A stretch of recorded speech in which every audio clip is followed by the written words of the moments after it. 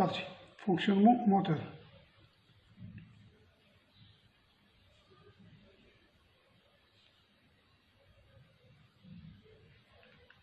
Pour la question 3 et 4. La machine fonctionne maintenant au moteur à excitation indépendante et excitation séparée. Donc nous avons G est égal à 1 ampère alimenté. Nous avons une machine à courant continu fonctionne au moteur. Donc on doit alimenter le circuit d'excitation et le circuit d'induit. Donc nous avons IA est égal à 180 volts.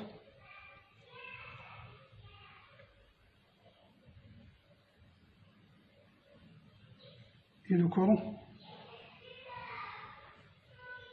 d'alimentation d'induit est égal à 10 ampères.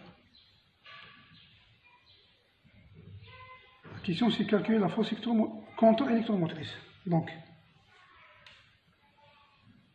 calcul force contre-électromotrice. E est égal, nous avons IA est égal E plus RA IA. Donc, la valeur de la force électromotrice est déterminée à partir de cette équation. IA moins RA IA. Donc E est égal à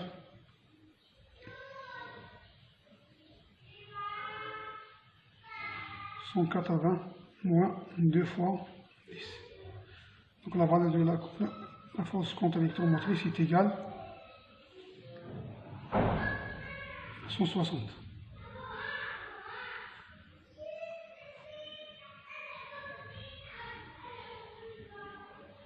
Maintenant on doit calculer la vitesse.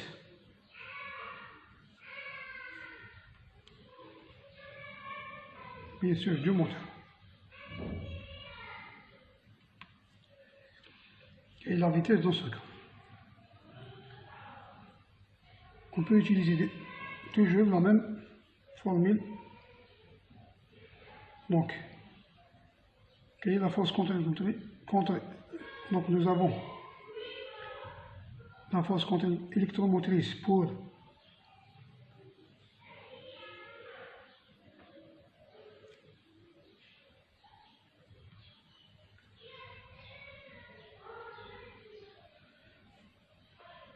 donc on doit déterminer la vitesse 1'. Pour notre force contre-électromotrice. 1' est égal E' sur E fois 1. Avec N, c'est la vitesse 2000 tours par minute. Et E est égal à 180 volts pour G est égal à 1 ampère. Donc la valeur de la force contre-électromotrice pour une vitesse de 2000 tours par minute est obtenue directement à partir du tableau de la caractéristique à vide. Pour un courant d'excitation G est égal à 1 ampère. Nous avons 180 volts. Donc la vitesse 1' est égal à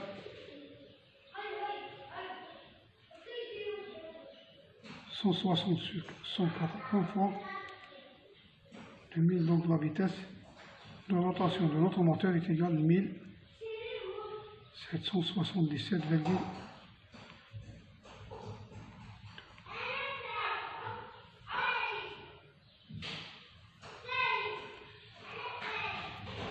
la question 4.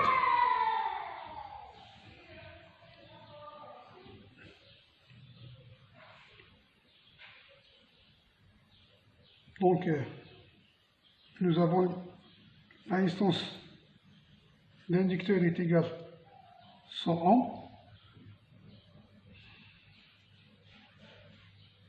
Donc, pour les mêmes paramètres de la question 3, on va calculer les pertes.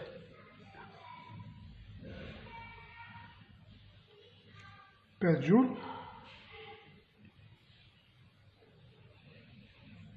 induit inducteur.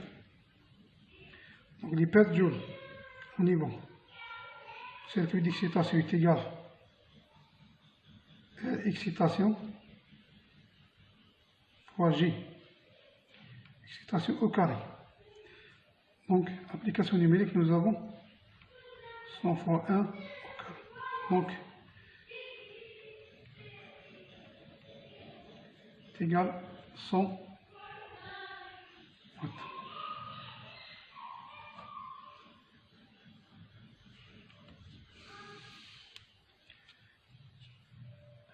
Les pertes au niveau du circuit d'induit est égal à LA et A au carré. LA est égal à 2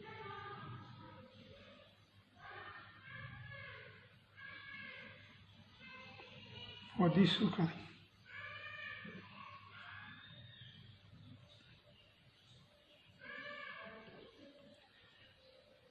C'est égal à 200 watts.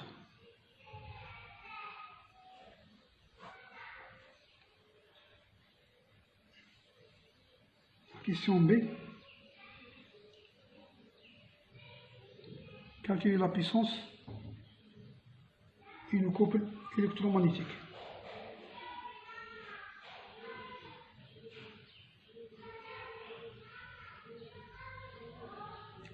Donc la puissance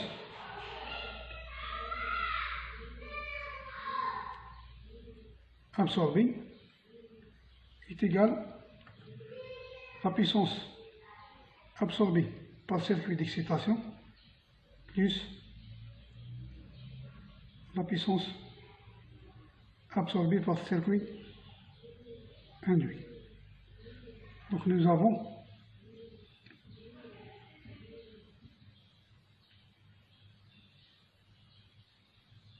watts plus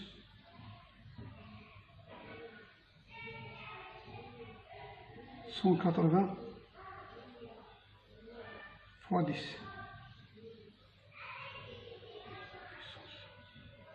Absorbé, circuit excitation plus UA fois IA. Donc la puissance absorbée totale est égale à 1900 watts.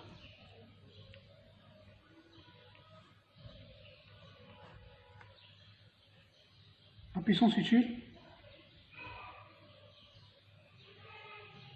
est égale à la puissance absorbée moins les pertes. Per joule excitation moins per joule induit. Ici nous n'avons pas les pertes fer et les pertes mécaniques. Donc on détermine directement la puissance utile. Partir. Voilà, donc nous avons 1900 moins 100 moins 200. Donc la puissance utile est égale à 1600 watts.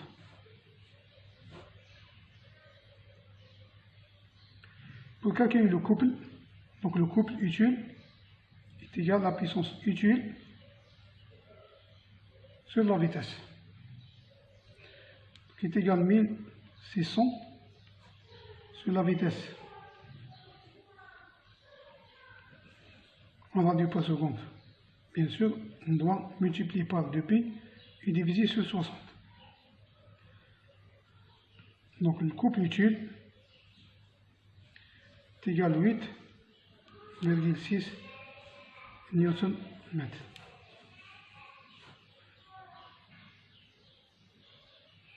Ici, le couple électromagnétique est égal au couple utile, puisqu'on n'a pas les pertes, on n'a pas le couple de pertes.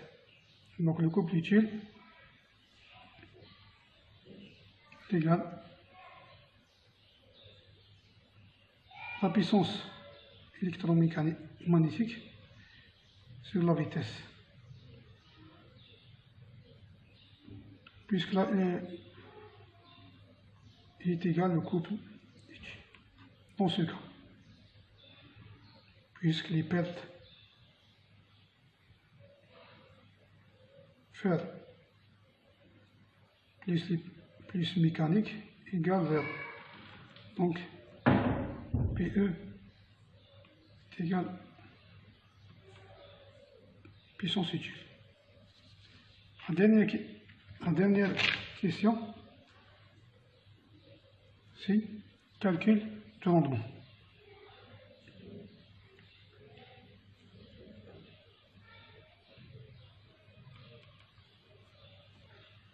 Donc le rendement est égal à la puissance utile sur la puissance absorbée. 1600 sur 1900. Le rendement est égal à 84,2%. Si vous avez des questions, n'hésitez pas de m'envoyer des emails.